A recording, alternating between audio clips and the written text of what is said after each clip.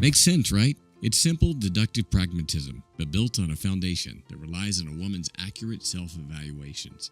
The genuine desire they used to experience at the outset of their relationship was predicated upon a completely unknown set of variables. Overtly communicating a desire for a reciprocal desire creates obligation, and sometimes even ultimatums. Genuine desire is something a person must come to or be led to of their own volition.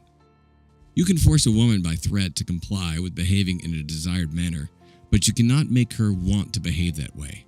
A prostitute will fuck you for an exchange. It doesn't mean she wants to. Whether in a monogamous marriage, LTR, or one-night stand, ONS, strive for genuine desire in your relationships. Half of the battle is knowing you want to be with a woman who wants to please you, not one who feels obligated to.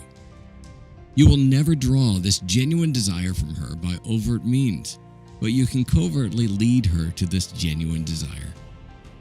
The trick in provoking real desire is in keeping her ignorant of your intent to provoke it. Real desire is created by her thinking it's something she wants, not something she has to do. The desire dynamic. A woman's imagination is the single most useful tool in your game arsenal. Every technique, every casual response, every gesture, intimation, subcommunication hinges on stimulating a woman's imagination. Competition anxiety relies on it. Demonstrating higher value, DHV, relies on it. Prompting sexual tension relies on it. Call it caffeinating the hamster, if you will. But stimulating a woman's imaginings is the single most potent talent you can develop in any context of a relationship. Divulging the full truth of themselves to women in the mistaken belief that women desire that truth as a basis for qualifying for their intimacy. Learn this now. Women never want full disclosure. Nothing is more self-satisfying for a woman than to think she's figured a man out based solely on her mythical feminine intuition, i.e., imagination.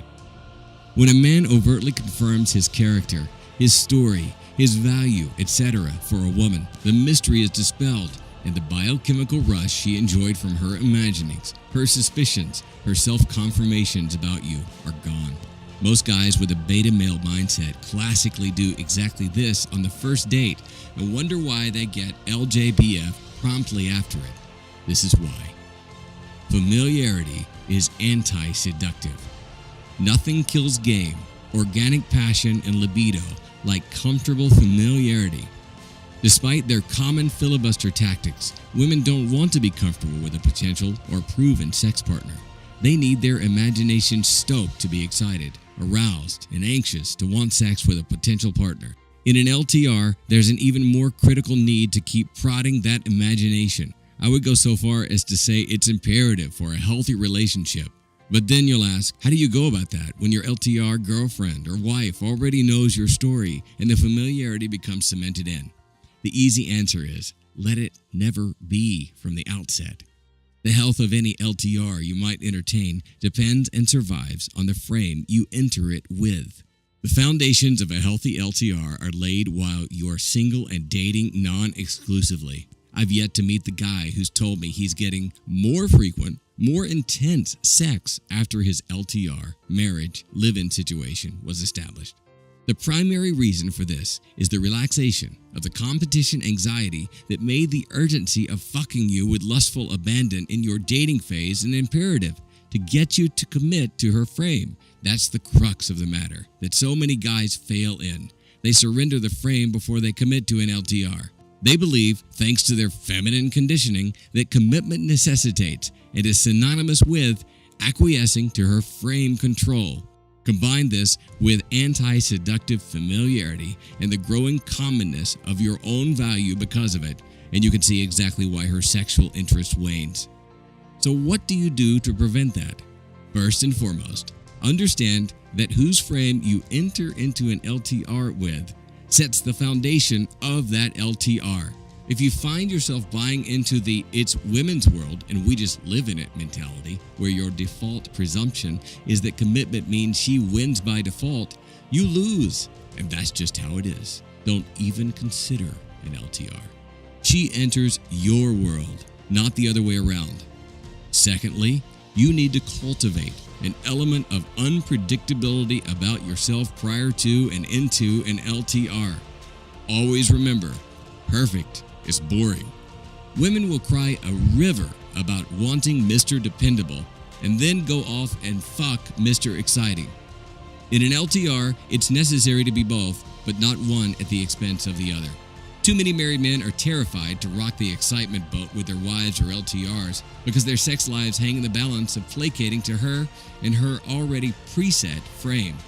She must be reminded daily why you are fun, unpredictable, and exciting, not only to her, but other women as well. This requires covertly, tactfully, demonstrably implying that other women find you desirable. Women crave the chemical rush that comes from suspicion and indignation. If you don't provide it, they'll happily get it from tabloids, romance novels, The View, Tyra Banks, or otherwise living vicariously through their single girlfriends. By playfully staying her source of that rush, you maintain the position of stimulating her imagination. Married men who were defeated before they committed don't think that elements of game apply to marriage out of fear of upsetting their wives' frame, when in fact, being cocky and funny, neg hits, and many other aspects of game work wonderfully. Just kicking her in the ass and busting her chops playfully is sometimes enough to send the message that you are fearless of her response. You can break her frame with cockiness and the imaginings that come with it. Breaking from an established, predictable familiarity is often a great way to fire her imagination. Married guys will report how sexual their wives become after they get to the gym and start shaping up after a long layoff or for the first time. It's easy to pass this off as looking better makes women more aroused, which is true, but underneath, that is the breaking of a pattern. You're controllable and predictable so long as you're pudgy and listless. What other woman would want you? But start changing your patterns, get into shape, make more money, get a promotion, improve and demonstrate your higher value in some appreciable way, and the imagination and competition anxiety returns.